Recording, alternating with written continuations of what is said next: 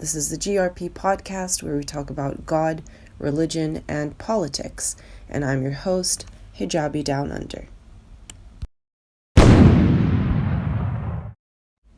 Hey everyone. If you listen to people debating online about the existence of God, you'd think it's so complicated and you need like a double PhD in physics and philosophy just to be able to solve this puzzle.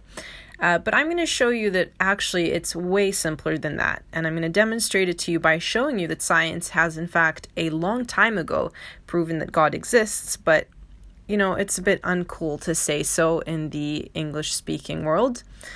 And we can talk about why that is in another episode in the historical bad blood between science and religion in the West. But here we go, just basic science. We're going to use the image that I have in the background of this video if you're watching this on YouTube. But because this is a podcast, I'm going to describe the image to you, and with this one snapshot and under 10 minutes of discussion, you will see that it is pretty obvious that God exists. So here we go. Let's set the timer. Actually, I originally wanted to do it in 5 minutes, but then I found I was literally running my mouth towards the end. So it's not as impressive to do it in 10, but whatever. That's what we're stuck with. Okay, so first of all, the image is of a tree, and this tree has some grass around it, and above it, you've got a blue sky. Okay, so let's start with the tree. The tree has bark and wood that make up the trunk, and so the tree as a living organism has a way of actually creating this bark and wood, and so what happens very basically, it dries up and hardens cells to form thick walls, and these walls become hard bark. And then you look at the tree and you recognize that the tree has some mechanism by which it grows vertically upwards. And amazingly, it does this right pretty much all the time. I don't know the mechanism, but I imagine it's not exactly straightforward because trees don't have rulers when they grow straight up out of the ground.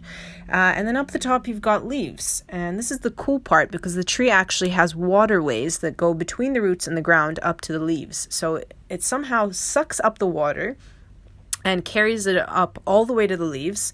And these leaves, as well as the grass at the root of the tree, they both do this amazing thing called photosynthesis. If not for photosynthesis, none of us would exist.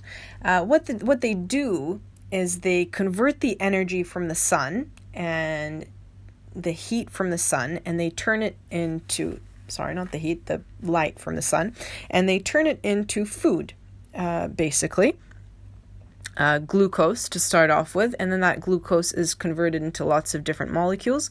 But also these trees breathe for us in reverse. So what they do is they take up our carbon dioxide and release oxygen, which is useful because if they didn't do that, I imagine the earth would be a little bit less habitable for creatures like us who need to breathe. But then back to the whole making food. So the plant makes food from the energy of the sun, and animals wouldn't be able to do that without it, because then what the animals do is they eat the grass, and then you've got what is called a food chain. And so here's our basic one. As humans, you've got plant, cow, human. So the cow eats the plant, turns the starches from the plant into a lot of different nutrients, and then we eat the cow. Now, if you're vegan, you'll say, oh, we don't need the cow, but that's a whole different episode. But let's say, okay, shorter food chain for the vegans. We've got strawberry, human. And so the strawberry has taken up these sugars from photosynthesis, but what it's also done is it's sucked up a whole bunch of nutrients from the soil that we then benefit from. And then you take the human digestive system, which is this great mechanism where your digestive system ingests this strawberry and breaks it down and uses all of the good stuff to build, you basically build yourself. And all of these awesome mechanisms are written, they are literally encoded in this tiny, not visible to the naked eye, pieces of software/hardware that we now call DNA. And each living thing literally builds itself from the blueprint in its cells. And it's very convenient that there's a whole bunch of useful veggies and fruits that just happen to have the healing power for all of our illnesses. So that's a nice coincidence.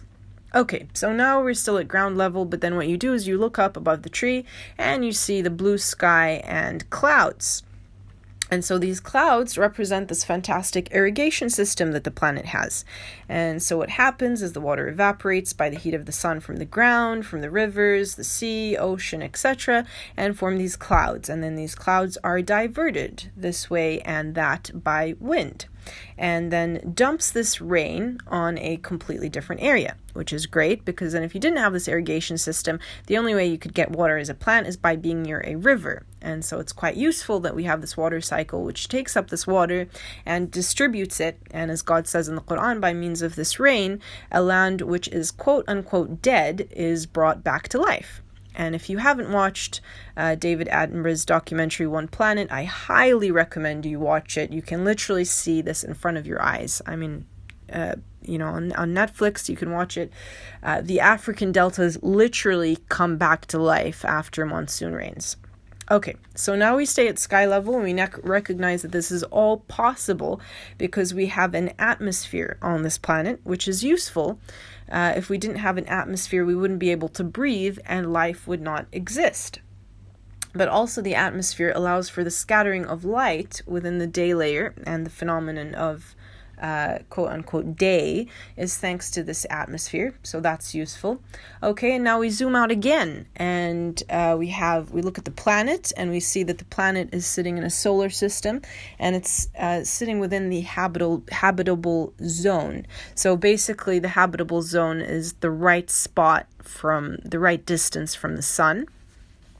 It's not an exact distance, it's a range. So basically, if you're too close to the sun, you fry, and if you're too far, you turn into an ice cube like Pluto. So you got to be kind of just right. And the sun also needs to be the right kind of sun as well. And the planet itself has to be not too heavy, or else gravity would be too extreme, and we wouldn't be able to move on the planet. Or if the planet is too light, we wouldn't have enough gravity and we'd just be floating around like on the moon.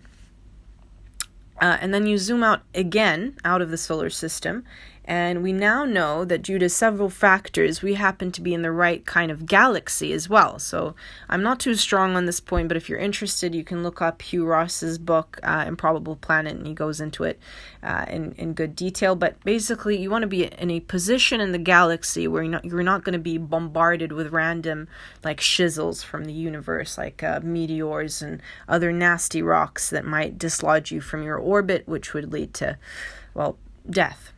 Okay, so then we zoom out again, and I mean really, really zoom out back in time to the Big Bang. And so it turns out the Big Bang was really not a Big Bang at all. It was not an explosion. Well, it wasn't an explosion in the humankind anyway, because it was like this perfectly planned explosion, which, I wouldn't really call it an explosion, but anyway.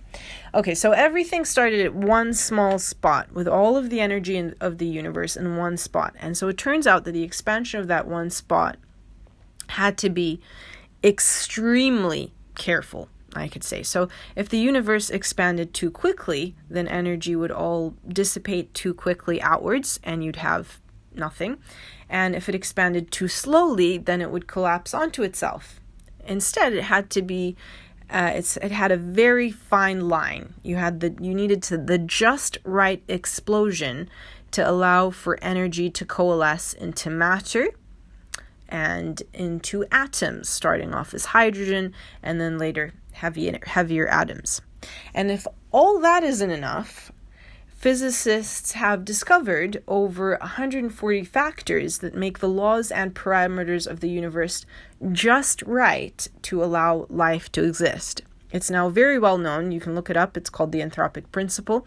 And so basically the very laws of the universe, the underlying software rules, if you like, if they weren't just right to an insane degree, like just one of these factors has the probability of 1 in 10 to the power of 23, so that's like 23 zeros,